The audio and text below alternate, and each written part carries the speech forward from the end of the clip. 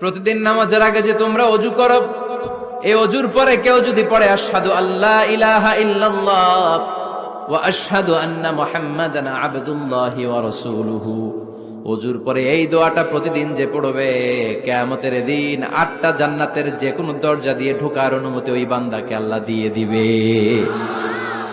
আপনাদের জন্য আছে। Still now you have the opportunity man. এই সুযোগ, চান্স আপনার জন্য আছে।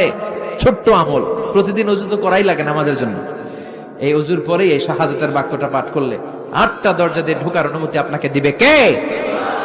বুখারীর বর্ণনায় বিশ্বনবী বললেন, ইন্নালিল জান্নাতি সামানিয়াতু আবওয়াব, জান্নাতের ভেতরে আমি 8টা দরজা করেছি, 8 দিক দিয়ে ঢোকা যায়। মিনহা বাবুন ইসাম্মা আর-রায়্যান, ওই 8টা দরজার মধ্যে স্পেশাল একটা দরজা আছে, ওই দরজার নাম হলো রায়্যান। Likey